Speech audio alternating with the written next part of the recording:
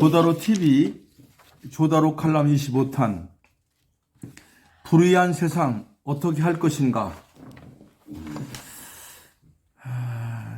며칠 전 4월 4일 날 윤석열 대통령께서 탄핵심판위원회 지금은 불법 탄핵으로 인해서 탄핵 인용으로 인해서 대통령이 쫓겨나서 관저에서 쫓겨나게 되고 자택으로 쫓겨가게 됐습니다. 이걸 보면서 공정과 상식, 정의로운 세상을 열겠다고 국민의 여러 같은 상황, 특히 1700만 명이 표로 당선됐던 국가의 대통령께서 그 대전에 있는 그 이상민 의원, 오선 국회의원이죠. 그 국민의힘 대전시당 위원장의 그 얘기대로 현저한 잘못 없이 판사 몇 명이 쫓겨내는 이런 어처구니없는 일이 벌어졌습니다.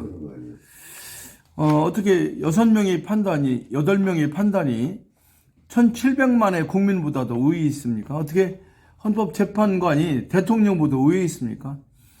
대통령은 헌법에 따라서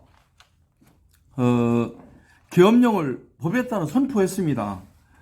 대통령이 계엄령을 선포하는 권한은 전적으로, 판단은 누가 합니까? 대통령이 하는 겁니다. 대통령이 판단해서 도저히 야당이 잘못하고 발못 잡고 또 선거관리위원회가 부정선거를 계속해서 할 방법이 없어서 탄핵 계엄령을 선포했다 하는데도 그렇죠, 뭐 잘못된 것 같다 하고 8명이 짝짝짝 해서 내쫓는 이런 세상이 됐습니다. 그래서 이걸 보면서 제가 어떤 생각을 하냐면 주먹이 앞선 세상, 이 골목대장 같은 골목에 깡패들 골목대장이 그러지 않습니까? 경찰이 오기 전에 주먹이 앞선 세상이죠. 그래서 윤석열 대통령이 법만 따지다가 이 패거리들한테 쫓겨난 게 아닌가. 국민이 또 대통령을. 그래서 어떤 생각을 하냐면 주먹이 앞선 세상에 법만 따지다가 대통령이 권좌에 쫓겨나는 어처구니 없는 일을 보면서 저는 조지 오웰의 동물농장이라는 걸 생각해 봤습니다. 조지 오웰이라는 작가가 동물농장이라는 그 아주 명작을 낸 적이 있는데, 그건 뭐냐면 그 러시아 그때 당시 소련이 공산당이 저들 마음대로 하는 거예요. 그 아주 그 부정한 세상, 불의한 세상을 풍자해서 만든 그 소설이 대단히 인기를 끌었었는데, 거기 이런 말이 나옵니다. 모든 동물들은 평등하다. 그러나 어떠한 동물들은 더욱 평등하다. 이게 말이 안 되는 소리죠. 지금 예를 들면 민주당이, 모르겠어요, 정확한 건 잘 모르겠지만 많은 사람들이 부정선거로 6, 70명이 가짜로 국회의원이라는 거예요. 그런 사람들이 이제 숫자를 앞세워서 다수당을 점령하고 지들 마음대로 하는 거예요. 판사도 그쪽이 시키는 대로 하는 거죠. 그리고 그 뒤에 민주당이라고 하는 그 거대 야당 뒤에는 우두머리라고 할 수 있는 당수나 뭐 이재명이나 이런 몇몇 사람들이 있고, 또 어떤 사람들은 그 사람들이 또 중국하고 짝짝꿍이 돼서 중국과 북한하고 내통된다는 거예요. 어쨌든 조지 오웰의 동물농장처럼 다 똑같은가 하면서도 특수한 사람 몇 명은 더욱 더 평등하다. 어떻게 대통령보다 1700만 국민보다 헌법재판관 8명이 더 평등합니까? 더 위에 있습니까?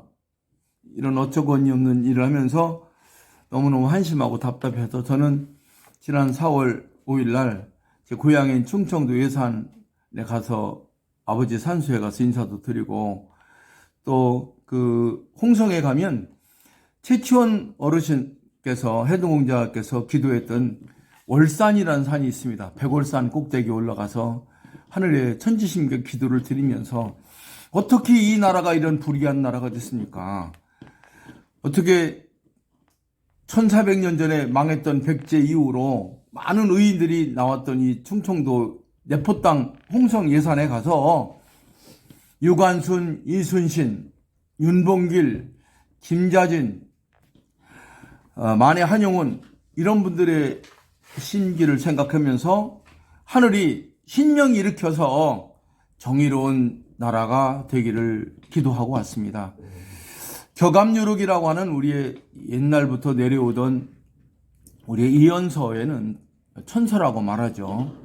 진사성인출한다고 했습니다. 작년은 용띠 진이고 금년이 뱀이어서 전 세계가 진사 금년에는 인류를 구할 위대한 인물이 한국에서 나온다고 하고 있습니다. 이런 아주 중차대하게 시기에 하느님께서 우리에게 무슨 의인을 구해서 보내주실까 하는 이런 생각마저 하면서 기도를 드렸습니다. 여러분 이제 어떻게 해야 되겠습니까? 세상에 정말 그 우리말 중에 이런 말이 있거든요. 법보다 주목이 앞선다. 그리고 꽁 잡는 게 매다. 아니 꽁만 잡는다고 무조건 배인가요? 또 뭐로 가도 서울만 가면 된다. 이건 아닙니다. 서울이 아닌데 서울을 가더라도 바른 길로 가야죠. 우리가 지금까지 너무 힘들던 시대를 거치면서 그 위대한 민족혼을 잃어버렸습니다. 그래서 돈이 앞서는 세상, 권력 있는 사람한테 굽신굽신 하다 보니까 이런 어처구니 없는 나라가 됐는데 이제 우리도 정의를 바로 세울 때가 되지 않았나 하는 생각이 듭니다. 이제 후닥닥 이제 대통령은 쫓아내고 6월 3일 날 대통령 보궐선거가 시작되는데 지금 민주당은 다 준비가 다 됐어요. 사무실까지 이미 차려놨답니다. 그리고 이쪽에 우파라고 하는 사람들 이런 대통령은 이제 쫓겨났고 그 조선일보의 대단한 논객이 전에 말했던 것처럼 저 우파들은 거세다간 환관처럼 가만히 쳐다보고 있습니다. 보신하려고만 하고. 그래서 지금 국민의힘의 여러 후보들이 군웅할거하고 있어요. 홍준표 씨도 나온다고 하고 또 서울시장이나 또 다른 인천시장이나 이런 사람도 나온다고 하고 또 김문수 씨도 나온다고 하고 또 거기다 이제 안철수 같은 사람은 또 분탕 치겠죠. 또 이준석 같은 이상한 사람들도 많고 이번 탄핵은 윤석열 대통령이 그토록 아꼈던 자식처럼 눈에 넣어도 아프지 않다는 한동훈의 배반으로 인해서 이어졌습니다. 어떻게 이렇게 계속 배반, 반신, 반역이 이 나라를 움직이게 될까요? 저는 성당을 다니면서 좋아했던 노래가 있습니다. 불의가 세상을 덮쳐도 불신이 만연해도 우리는 주님만을 믿고 살렵니다 하는 노래가 있었는데 저는 성당을 다닌 지 56년이 되면서 미카엘이라는 본명도 갖고 있습니다. 저는 성당에 다니는 550만 신자 중에 정말 그 불의한 데 일어서는 정의로운 사람이 한 명인가 있는가 이런 안타까움을 갖고 있고 제가 믿는 우리 천신께서 이 민족을 구해준 민족의 위대한 하느님께서 우리 민족을 구해줄 것이다 하는 굳은 믿음이 있습니다. 그러나 하늘이 아무 것을 한다 하더라도 인간이 움직이지 않으면 하늘은 활동하지 않습니다. 그래서 우리는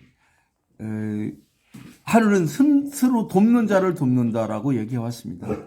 누군가 정의롭게 일어나서 외쳐야 됩니다. 그리고 누군가 윤봉길 같은 사람이나 이순신 장군 같은 사람이 나타나야 된다고 저는 확신합니다. 결론적으로 6월 3일 선거는 부정한 사람이 대통령이 돼서는 안 됩니다. 전지신명께 바라건대 정의로운 사람이 대통령이 되는 시대를 꿈꾸면서 제가 존경하는 이은상 선생님의 시 하나를 읽고자 합니다. 고난의 운명을 지고 역사의 능선을 타고 이 밤도 호의적거리며 가야만 하는 결례가 있다. 고지가 적인데 예서 말 수는 없다. 넘어지고 깨어지더라도 한 조각 심장만 남거들랑 부둥켜 안고 가야만 하는 결례가 있다. 새는 날 빗속에 웃는 모습 다시 한번 보고 싶다. 국민 여러분, 이제 우리 민족은 1만 2천 년의 역사 속에서 정말 무수히 많은 외침을 당하고 힘든 역경을 뒤졌습니다. 우리는 반드시 승리하고 이기는 DNA가 있습니다. 우리 1만 년, 2천 년 속에 담겨있는 우리 민족혼을 일깨워 위대한 나라로, 정의로운 나라로, 우리가 박수쳐서 윤석열 후보에게 보내서 대통령으로 만들어졌던 공정과 정의, 상식이 살아나는 나라가 되도록 우리가 온몸을 합쳐 열과 성을 다하여 잠자는 민수국을 일깨워서 위대한 나라로 거듭나기를 바랍니다. 조다로가 칼럼 25탄에서 바로 주먹이 판치는 불의한 나라, 이런 부정한 나라를 어떻게 바로 잡을 것인가 하는 주제로 말씀을 드렸습니다. 문화로, 세계로, 미래로 위대한 대한민국 만세!